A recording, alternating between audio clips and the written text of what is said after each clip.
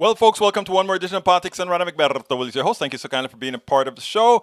I had a little bit of problems getting everything up because I was processing that last video that I wanted to do. I did about 5 videos, but we're only going to be able to do 3. The interview that I did with Tom Bowman, and also the two particular stories that I actually, it looks like I'm doing 3 videos, but we'll see.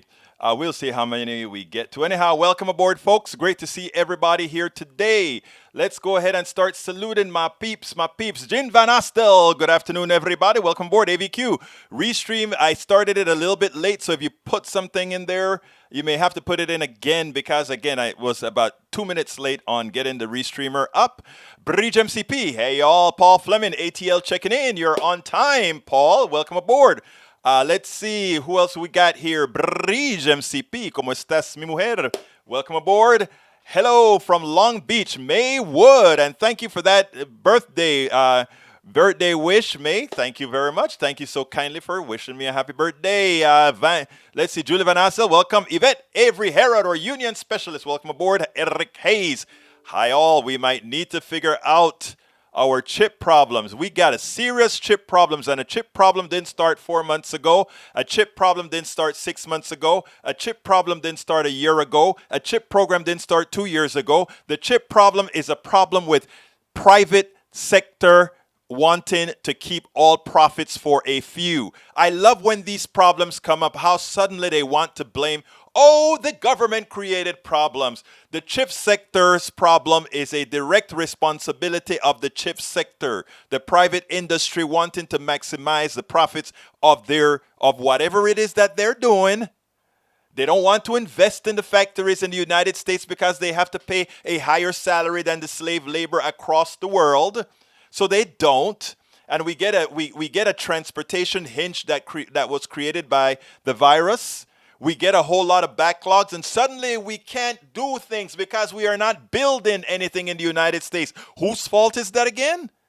Private sector. They're the ones who. How do you define capitalism again? The efficient allocation of resources. Of course, it's always been a lie. Capitalism doesn't really efficiently allocate resources. It efficiently transfers money from the masses to the few. And anytime we see these shortages, anytime we see the private sector beg the government for help, oh my God, we need help now. Could you keep the waters open so that we can have our ships going? Okay. The government will build a big military so we can blow up anything that'll affect you. Oh my God, we are trying to exploit those people in South America, and now they're trying to get us. Okay, we'll send our military paid for by the United States government to protect the few of you who have been exploiting people.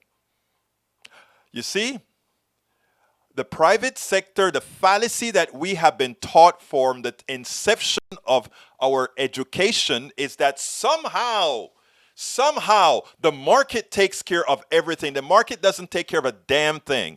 The market takes care of those who control the market, the wealthy. And the wealthy takes as much as they can and continue making. They have no foresight, they have no heart, they have no morality, they have none of that. You know what gives capitalism morality, heart, and soul? Government. And you know why government gives them that heart and that soul?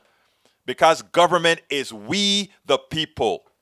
We the people. And I always say we are good, but they have to teach you that the economic system of the few is somehow better for you in as much as you see otherwise. Bruce Pollard, Bruce and Susan listening on the way to Dallas.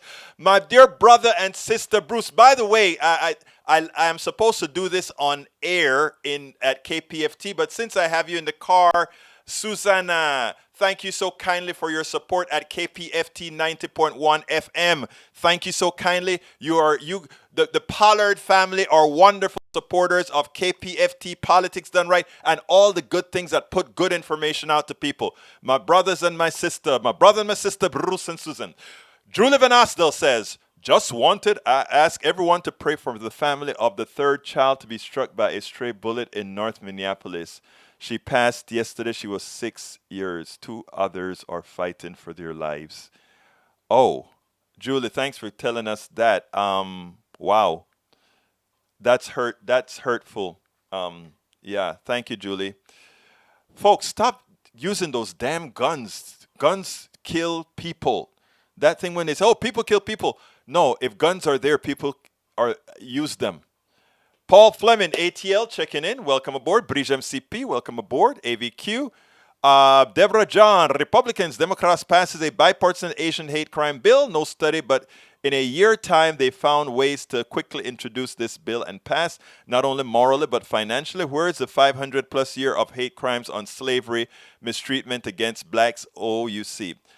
That's a long story that I want to go through with reparations and all of that. I don't want to take care of it today, Deborah.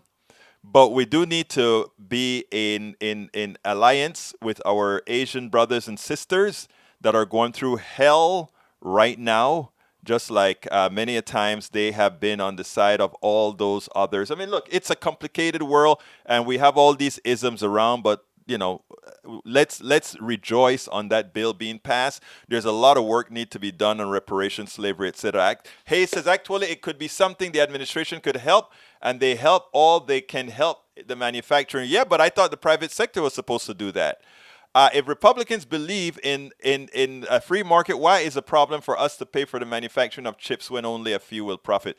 Thank you, Paul. I see all of us learn together about those issues. Thank you, Paul. Eric says there is a fallacy here except the government regulations. Regulations is what protects you. Regulations is why you can go in your car and not die. Read. You haven't even looked at it. I know, but you know what? You're right, Eric. I haven't looked at the particular article. You're right. Thank you for calling me out on that. But I do want to say that I am assuming certain things about the article. Sometimes they say assume makes an ass out of you and me. So exactly. Avery, yes, we have to pray for those kids who were shot in Minneapolis. Maywood says, well, most of the problems with chip production in this country has more to do with supply chain, the raw materials, and other various. Yeah, we're having issues with. In fact, even with the material, what kind of materials do we call these? Rare earth materials. We actually, here in our deserts, we did have some lithium, etc., that we're digging up right now. But right now, China is doing a very smart move. China is investing all over South America, Africa, and anywhere, making good. I mean, we know why they're doing it, but they're doing it. And we, doing all kinds of crazy things, we don't invest in the future. We don't invest in the people that we're going to depend on in the new economy. Ed Naponen. Hi, great show and analysis as always. Thank you so kindly for your kind words, sir. Eric Hayes says prayers for the kids as well. Thank you, Eric, for that. All right, folks, I'm going to get into the show because this is a good interview that I want to do. You guys are going to love Tom Bowman talking about the environment, and then we'll move on to get busy with some other issues and other videos. I just want to get Tom Bowman's video out there because it was a wonderful interview. I enjoyed talking to Tom. He has a new book out, and I think folks are going to want to check him out. While I play the interview, I'll go look up the other information and put it into the blog as well because, like I said, I was really under time right here. But here is the interview, my peeps. Welcome to one more edition of Politics and Right. I'm Egberto Willies, your host. Thank you so kindly for being a part of the show. We have a very special guest with us today, Tom Bowman, president of Bowman Change, Inc., and author of What If Solving the Climate Crisis is Simple, and co-author of Empowering Climate Action in the United States. Tom Bowman has never bought the idea that some problems are too complex to solve. With razor-thin like precision, he slices through the Gordian knot of the spirit and misperceptions that lead to a sense of defeat when it comes to the climate crisis. The result is an inspiring and practical narrative that will leave readers feeling uplifted and empowered to create a future they are eager to embrace. Welcome to Politics Done Right, Tom. How are you doing today? I'm doing great. Thanks for having me, Umberto. Well, look, first of all, let me ask you this. It's a stupid question, but it's the first one I've got to ask. Why did you write the book? Yeah, it's a good question, actually. It's not stupid at all. I've been thinking about a book like this for a long, long time because I've been working for the last, 10 or 15 years, no, actually about almost 20 years on communication about the climate crisis and science communication. And I've always been flummoxed by the fact that I took action to decarbonize my business. I feel empowered to work on it. I see other people who do. But the surveys all show that the vast majority of people feel dispirited. They sit on the sidelines. They don't think they have a role to play. And so I've studied that, and the opportunity came up last year with Changemakers Books to write a book very quickly, and it was a great way to sort of gel all this thinking and work I'd been doing for quite a long time. Let me tell you what I love about your book, first of all. Mhm. It's not very long, it's to the That's right. point. You don't fill it with a whole lot of fluff. That's I write books as well, and at 200 pages or so, which is about what I need to tell the entire stories that I normally tell. That's about all you need. But somehow we're getting these books that are just you know, so that's big. So right. I appreciate that, and you've used every word to tell a story. Now, before we get specifically into your book, you said you feel that people are dispirited about the climate.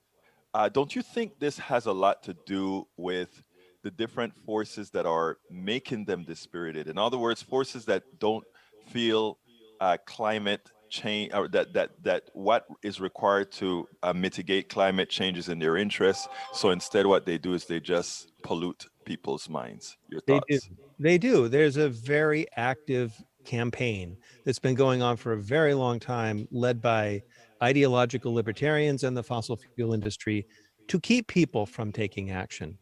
And so they question the science, they question governance. They say that if we solve the climate crisis, government will intrude in our lives and ruin our freedoms and take them away, that our economy will crash. None of those things has to be true.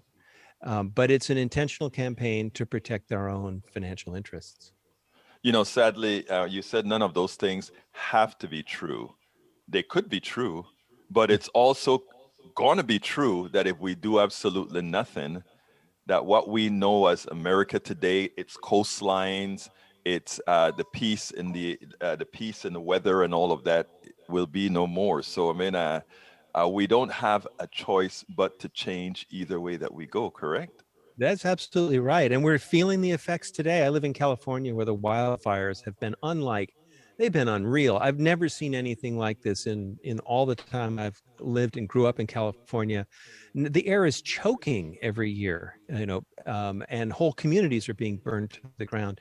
There's there's intense storms in the Midwest and floods that are 100-year floods happening every few years. Um, so yes, exactly. We're already into it. And the question is, how far are we going to allow it to go? Yeah, it's amazing because a lot of people think we have to burn everything that we have in the ground, not realizing that in the primordial years when those things were being formed, we had different organisms on the planet that Mhm. had different requirements that could absorb that sort of energy. But guess what? They died out, and That's that's the remnants of their deaths. Yeah, and you think about the fossil fuels in the ground have accumulated over millions and millions, tens, hundreds of millions of years. And the idea that we would burn them all up in just a few generations and they never exist again or wouldn't exist for hundreds of millions of years more, that just seems crazy to me. And unnecessary, right? Absolutely unnecessary. Did you know? I mean, today, I don't know when the podcast will go live, but tonight, Ford is apparently going to release its electric F-150. F-150. Yes. That's a game changer. That's the most popular vehicle in America by a mile. And if that comes out electric and it's better than the gasoline powered car, look out, because that means there's going to be a lot of hunger for it. Well, Rachel Maddow did a great piece on it yesterday, and one of the most important parts that I think she did that gives a lot of credence to electric cars is the ability to control torque. And the Yeah. reason I'm saying that, I don't know if you're an engineer or not. I'm an engineer by training, and I understand those concepts. And it was amazing watching that truck pull several trains, right? Yes. It's like a And something million. that a geared truck really wouldn't be easy wouldn't easily do. And I think when those kind of folk who like pickup trucks see that, they'll see that being environmentally friendly does not mean you have to compromise anything else. Your thoughts? Yeah, I think that's exactly right. The role of the business or the entrepreneur is to create green products that people actually like better than the products that came before. And Teslas are amazing cars. Yeah. The Sun Leaf is a fun little car as far as it goes. The other electric cars are fun, but a truck is practical. I mean, there are things you can do in a truck that you can't do in a sedan, and so to see a pickup truck that's hugely popular go electric is going to, depending on what they've come up with, is has the potential to be a real change maker. Of course, that means that we have to get that infrastructure throughout the country with the 500,000 or so charging stations around the country to ensure that those folks who make the leap and buy those cars, they do just fine. Yeah, that's right. And for a lot of people, I mean, most people would put a charger in at home unless Right, you live in a condo complex or an apartment building where you don't have control over that. But if you do have, control and you can put a charger in at your home, you just charge it up at night and it's ready to go the next day. right, And you've got to drive an awful long way before you need to recharge. Most people aren't driving 200 or 300 miles a day. You do it on long trips and you need the capacity to charge up a bit. But for daily driving, charging it overnight is easy. right, right. And probably not all that expensive as well, given the economy of these new devices that are coming out. Yeah, that's right. They're cheap. It's electricity costs a lot less than gasoline, and it doesn't spike. It doesn't go up and Right. down and up and down, and you never have to stop at a gas station. And then, of course, with a lot of people that get that, they're probably going to have solar cells on their homes, Hmm. etc., to sort Hmm. of mitigate that. Okay, um, are we too late from your book? Are we too late Yeah, to that. solve the crisis? First of all, we're talking about the book titled "What If Solving the Climate Crisis is Simple?" And I'm going to tell you, Tom, I've always thought that it was simple if we wanted to make it so. Hmm. But I mean, the objections come to those who are vested in the old technologies and don't and see that move to be a bit more expensive than they would like to make. So, is it too late? Yeah, that's such a great question, and I think the answer resoundingly is no. We're on a trajectory, right? We've changed the climate some already. We can't go backward unless we invest super heavily in technologies to pull carbon out of the air. Hmm. And that may become attractive in the future. It's in development now as technology, but we can choose how far we let this advance. And we've been taught, most of us, about climate change by scientists, and scientists study complicated things, complex systems. The climate system is really complex. And so we've been taught to think that it's really complex, and we've been taught to think that the responses to it have to be really complex. But that's just an interpretation. That's just a way of looking at it. And if we set that aside for a minute, we discover that really all we have to do is stop burning fossil fuels and do it very quickly. And when you think about that, it makes the climate crisis accessible to everyone, to every business, to every household, to every person, to every local government. And that's a lot easier to deal with than what looks like it's a huge global problem. You know what is interesting, Tom? Um, and as bad as this pandemic was, where we lost hundreds of thousands of Americans and millions of people around the world, what I think this showed us, however, with the decline in usage of gasoline and fossil fuels, we didn't die. We That's right. weren't superbly uncomfortable. The economy was a lot less, but Hmm. at the same time, we consumed a lot less. That's So right. we all and still most Americans got a bit fatter. Yes, they So did. so the truth of the matter is the pandemic, as bad as it was, and I love your thoughts on this, seemed to prove that we could have massive reduction in fossil fuels, use of fossil fuels, without having a devastating effect on our personal economies. Your thoughts? Yeah, I couldn't agree more. We've been taught to think that society can only change very, very slowly and very, very incrementally. But last March, a year ago, the world suddenly stayed home Hmm. everywhere, worldwide. And it all happened in about 3 or 4 days. When the World Health Organization said this is a pandemic, it's really dangerous, everybody stayed home. And what happened? The streets got quiet, the sky cleared up, the air got fresher over major cities. We were all living in fear, but but if you took the time to notice, our world became a more pleasant place and people were finding ways to connect. There's this great video from Italy of you see these wine glasses attached to long sticks and they're clinking. And as the camera zooms out, you realize these people are on their balconies across this narrow street from one another, having a happy hour together in their isolated pods in their apartments, right? But they're finding ways to connect with their friends and neighbors. And now we've discovered most people who worked at home don't want to have to commute and go back to a corporate office. They'd rather work at home and they can be productive at home. This could change the world in big ways, and it happened in a heartbeat. It's amazing because I told when this started to occur, I did a few of my programs, my shows, and I said, this is going to change how we work forever. And amazingly, companies like Woworks, they are sort of concerned because it doesn't fit their business model. Right. And they're now trying to shame people back from working at home to going back to the office. Notice I said working, I didn't say slobbing at home. Right. I That's said right. working at home because it affects their bottom line. So there again, once again, we see where companies they're not looking at what's best for us all or for the environment, Right. just for their own personal bottom line. I've been a business owner myself for about 30 years, small business. And you have financial obligations you have to meet. But if you own a business, your primary business, no matter what you do, is adaptation. You're changing, the markets are changing, the rules are changing, the Yes, economies are changing. You're always thinking, how do I remain viable in this new environment I'm in? exactly. That's every day. So yes, there are ups and downs. You win some, you lose some in business, and that's not fun, for anybody. We need to create a soft landing for people as best we can and create new opportunities. But that's happening all around us. New opportunities are emerging, and we shouldn't be afraid of that.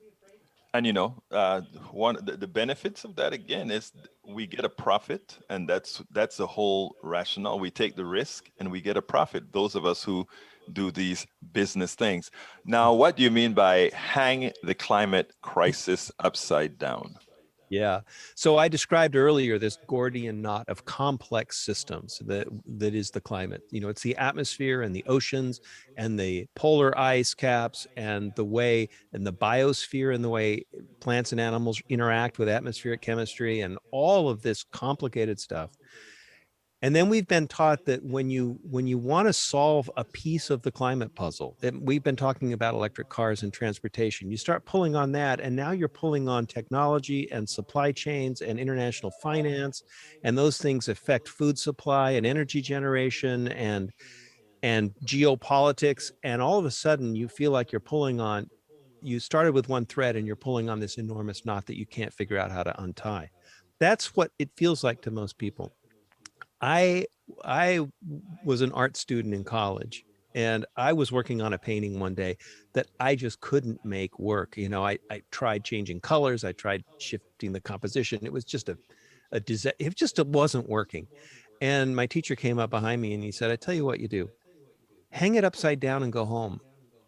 Because when you see it tomorrow, upside down, you're going to see what's wrong with it because you'll see it completely differently, right?" Right.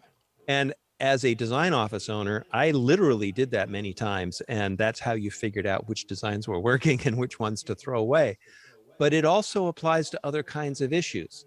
In other words, if you're stuck, if you can't figure out how to solve a problem, ask yourself, is there an assumption that I've made that's part of every solution I've tried? Is it a technical requirement that somebody gave me? Is it an assumption I'm making about how things work? Um, what is the one thing that's consistent in all of your attempts to solve it? When you find it, the bigger it is, the better. The more sacrosanct it is, the better. Set it aside and see what happens. In my experience, what happens is you suddenly discover all kinds of new ways to think about it, new opportunities, You and that expand the horizons.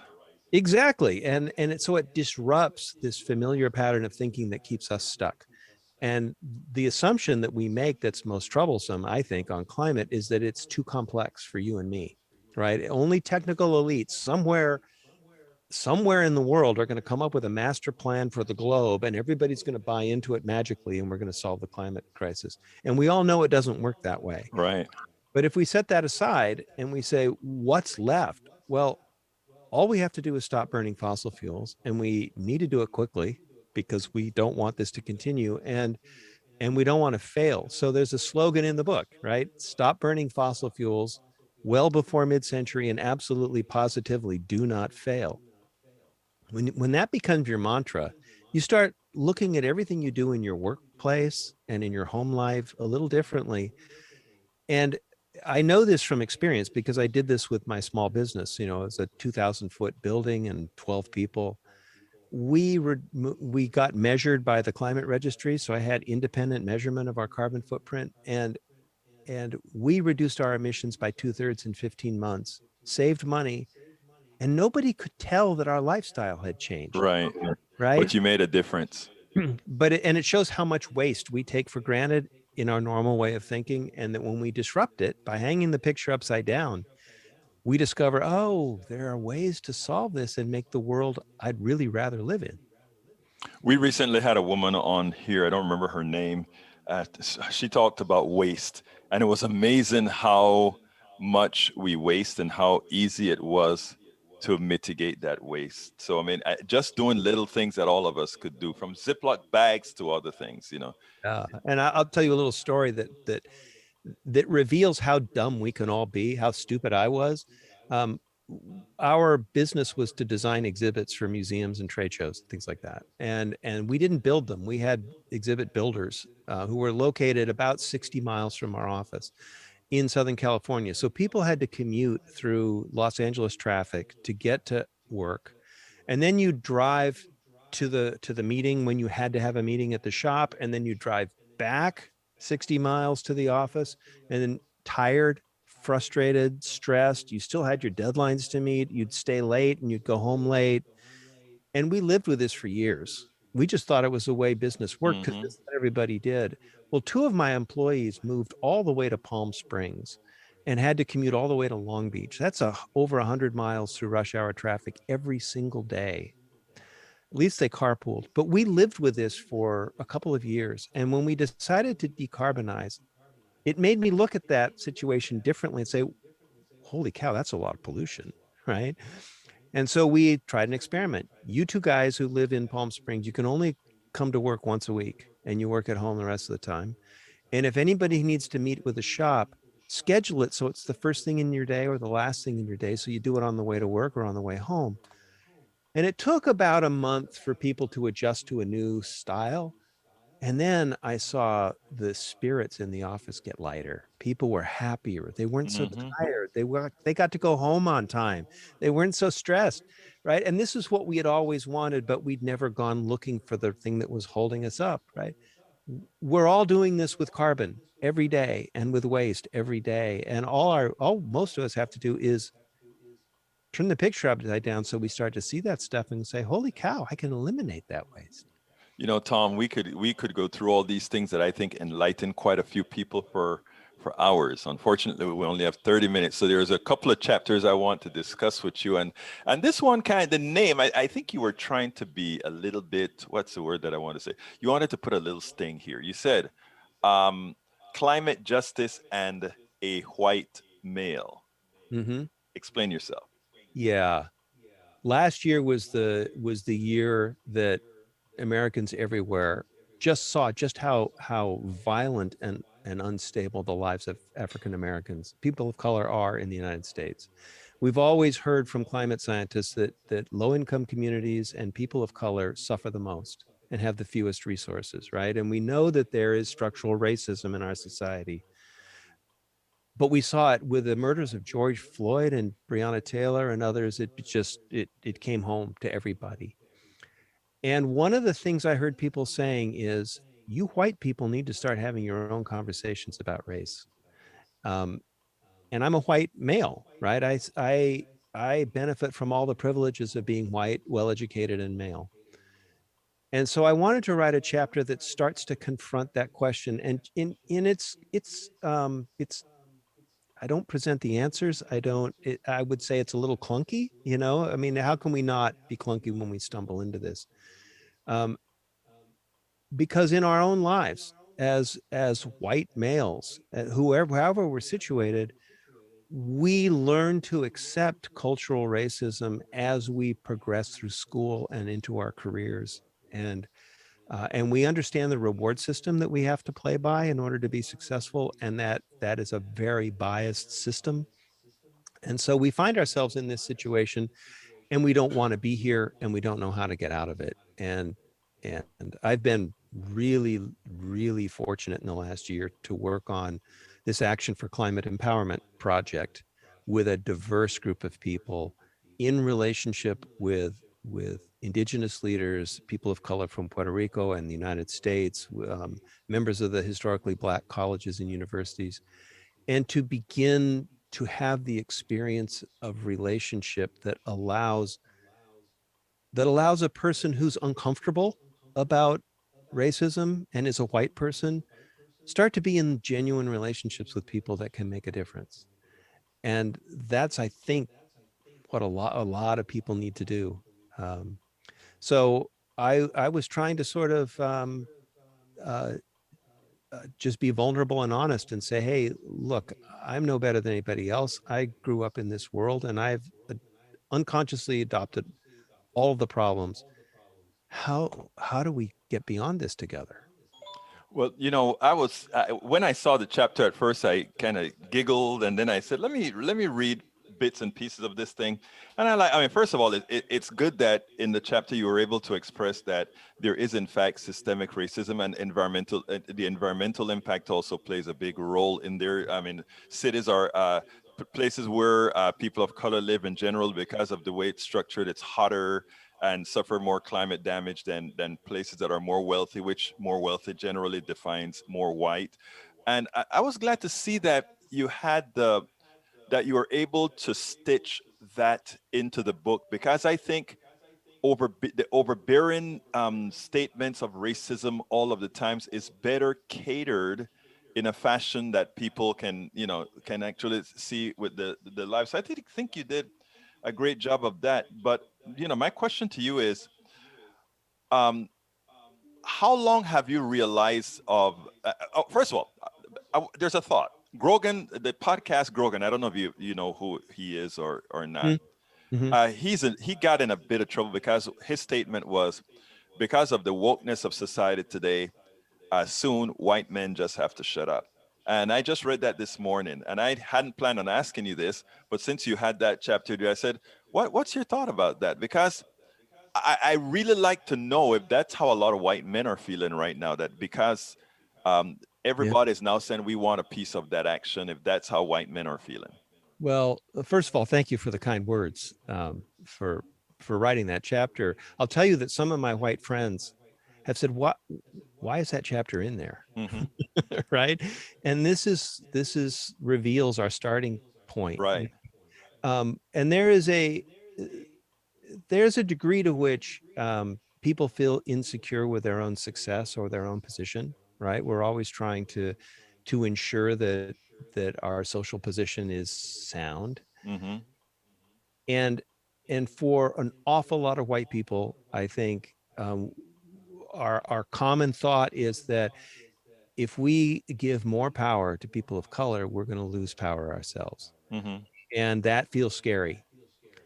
And when you finally dig into this, and you finally are in relationship with people who don't look like you and come from different backgrounds from you, and you care for their welfare as much as you care for their own, they're your friends, they're your colleagues, you discover that you discover what they have to live with that you don't have to live with. I can tell you from my own experience, it's like, man, give these people power. They Yeah. need power. Uplift them, give them power. I don't need to hold it. I told somebody, you don't get to be the white savior when you get into relationship with people of color. The good news is you don't have to be the white savior. Right. What You is discover that this is a dialogue. Let me tell you something, Tom. Voices like yours are necessary, especially as a white man. Okay, Mhm. and I hope that you're more out there, more in people's spaces to promote that kind of a messaging, because I think it is so important. The good thing about it is this: those who have lived through the lack of privilege are not trying to take away privilege from anybody. Those who've had the lack of power are not trying to disempower anybody. They're just seeking to have the same level. And if that message could be conveyed to specifically the white man, that Oh, yeah. you need not fear that what some, and it's interesting because it's a minor amount of, I mean, that's just how power works. It's not a race thing. I mean, and I get in trouble a lot of for saying this, but once we if you really believe that race is a social construct, Hmm. you have to understand what racism is then. And then you look at pigmentation and physical characteristics and all of that quite a bit differently. And Yes. I'm at the stage in life where I only look at race as a social construct, so I have no fears about any of it. So I hope men like you, white men like you, in the messaging that you have with your environmentalism and all the great books that you write, that you're able to cater it as you have in your book here. I just found it fascinating. Just like your white friends asked you, why did you have that chapter in there? I look at you and I said, you're a smart man to weave that chapter in there. Well, thank you. It's the beginning of a conversation that it's my throwing a stone in the water as a beginning of a conversation. You have to learn to listen.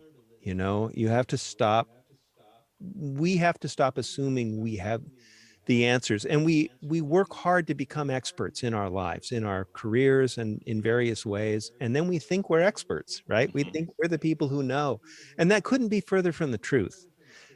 There are technical things I know, but that doesn't mean I know how to find a Right. solution in a community somewhere else, or even here. It needs to be created together. And when you finally are willing to let go of that, and it's disruptive, it's a little uncomfortable at first, but if you'll take the step, then you just discover how much goodwill and capacity and opportunity there is to create the world we really have really always Really wanted to. want.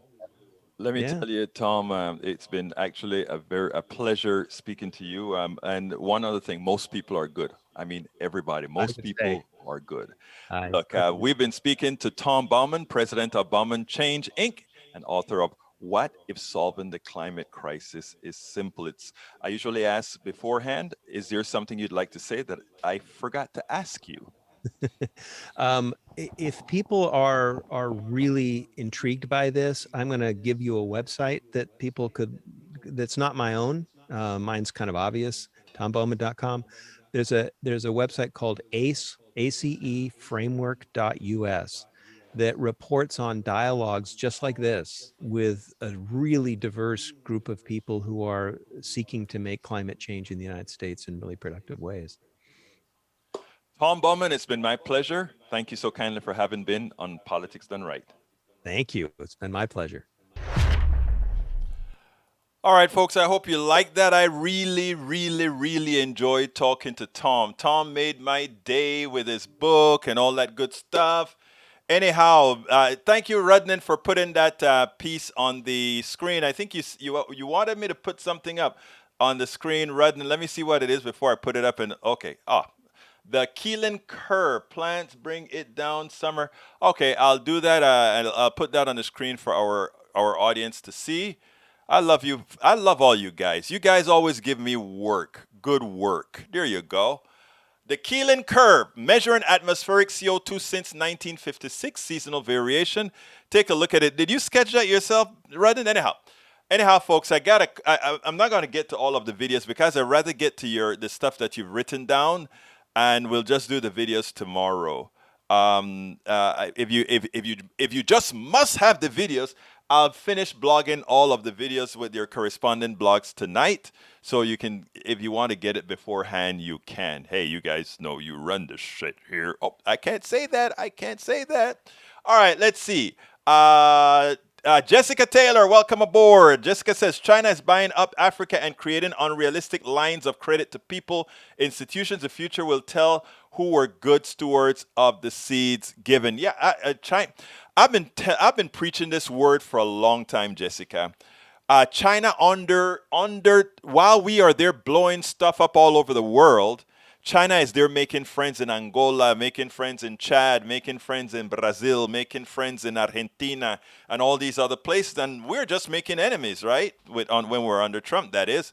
And even Panama, my country, China has investments in the expansion of the Panama Canal, where all the super tankers can now pass through, right? They see things generations down. We see things under a capitalist structure for the next dollar for somebody real quickly without thinking about everybody else.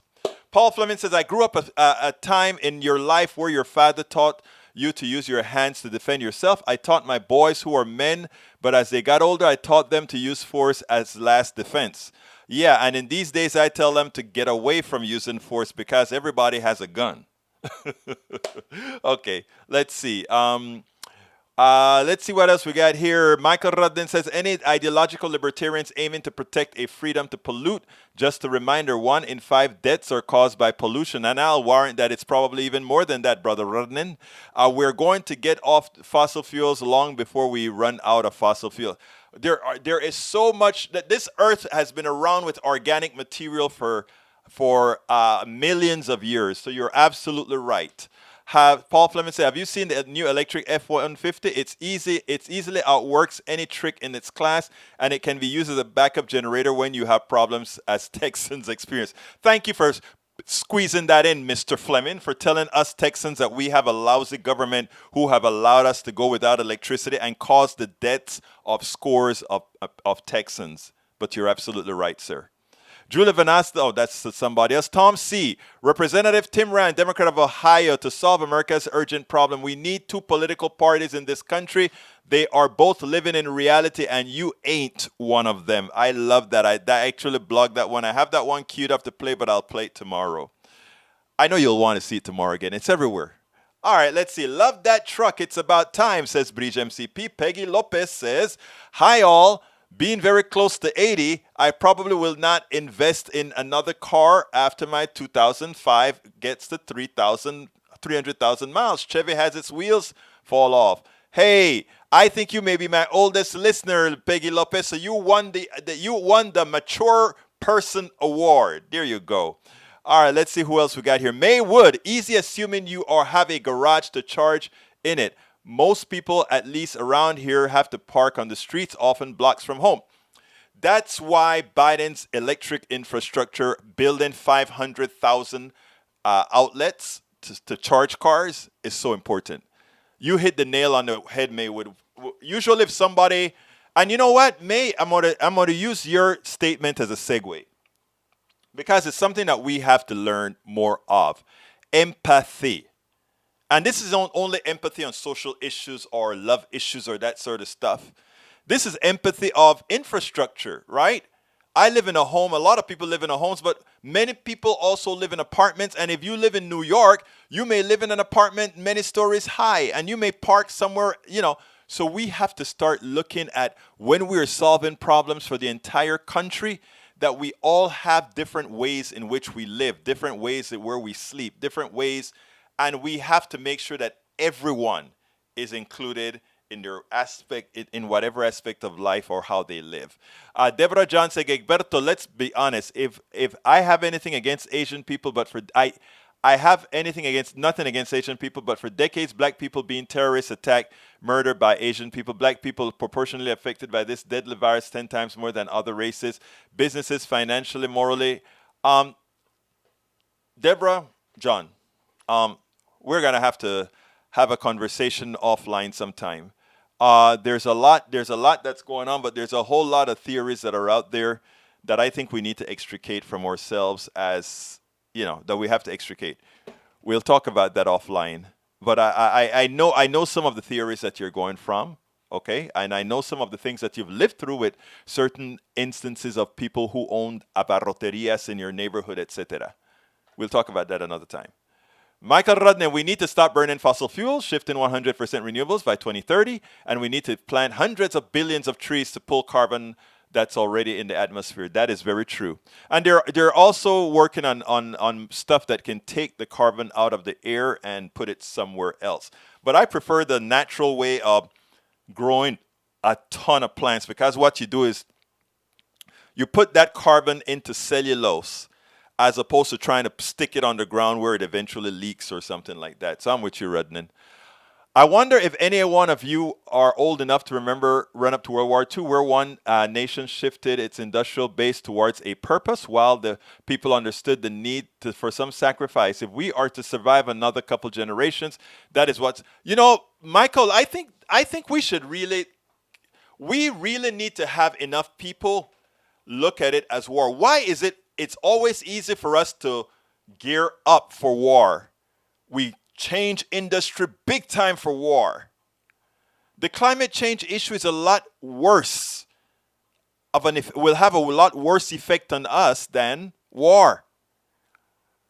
I think you have something there, Mr. Rudnin. I really do. We ought to start thinking about climate as another war, big time. The problem is we don't. All right, let's continue. Deborah John, we don't know that. I am sure that thousands of people died, and many are ill with such illnesses, allergies, breathing. I don't know what you're talking about there. You may want to kind of help me out there a bit, Deborah. All right, let's see. You want a simple way to describe global warming? We're burning more fossil fuels than natural gas can sink. The excess accumulate in our atmosphere. The natural upper limit background of atmospheric carbon dioxide in the last million years is 280 parts per million. The upper limit that climate scientists agree is safe for civilization is 350, while 400 parts per million is a red line for climate catastrophe. We are currently at 419. There's an issue there, Michael, because at 419 to many people in the world, 419, if you tell us that 350 is the top, 400 is danger point, and we're at 419, and to most people right now, everything is all okay. I know we got bigger storms and all of that. That statement that you just made there, while true, means that we have some messaging to do. Because again, if you're saying we're over the max, and most people think things are fine, there is going to be a false loss of credibility, not justified, but false loss of credibility, if you understand what I'm saying there. All right, let's see what else we got here.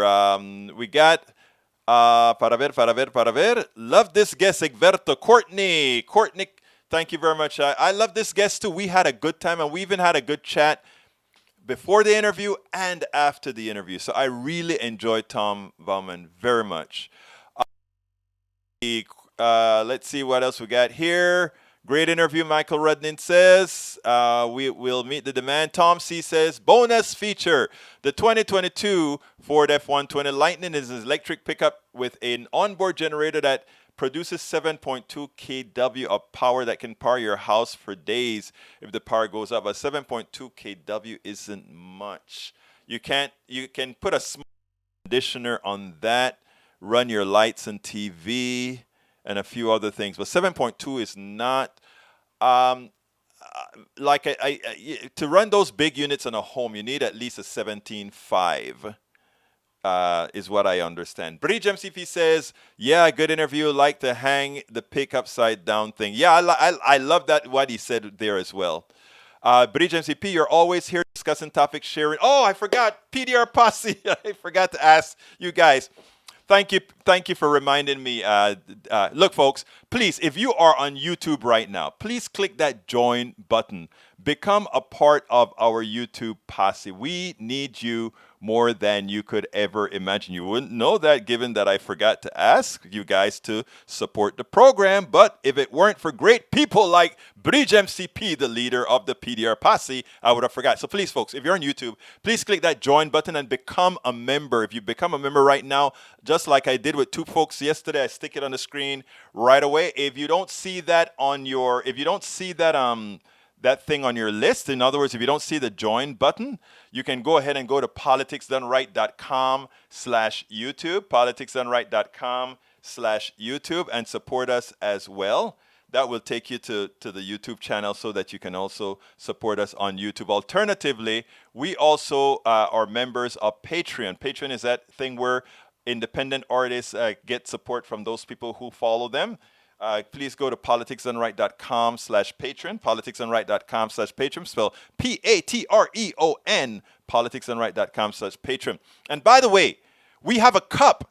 We've got a mug designed by Bridge MCP, and you can get that mug by going to the link. I'm putting all the pictures of the folks who've gotten that mug on the screen right now that you can see. See folks drinking out of their mug. If you look at Big Lou, Roberto bought all of our mugs, man. Talking about my good buddy. He bought all the mugs. Michael, thank you for being here, brother.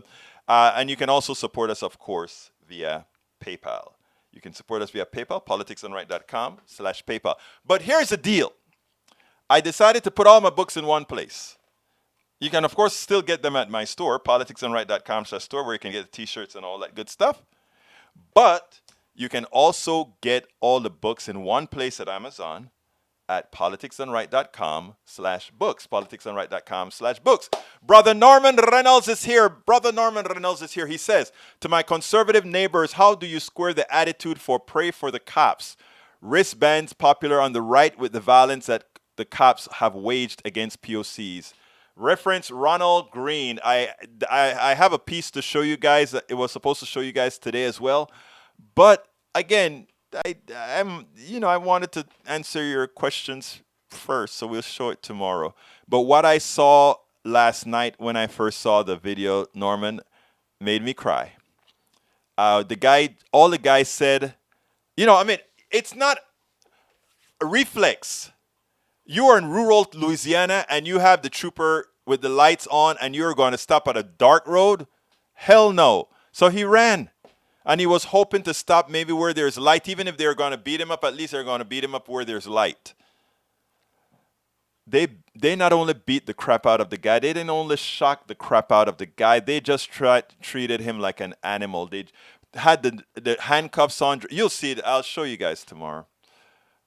But of course, you guys can see it on the internet as well. But we'll talk about it tomorrow, I guess is what I should say. Okay. Let's see what else we got here. Who else came in here? Paul Fleming says Green was before Floyd. I saw it last night. Yeah, and actually Green was worse than Floyd. It was worse than Floyd. And that is what's so hurtful. It was worse than Floyd. Okay, let's continue. Ledo had to come here. Ledo says, funny, you should ask. Yes, math is racist. Haven't you heard? I thought you were a good, ill little Marxist. Well, it must take a lot of energy to do what you do, Mr. Rednan. It must take a lot of energy.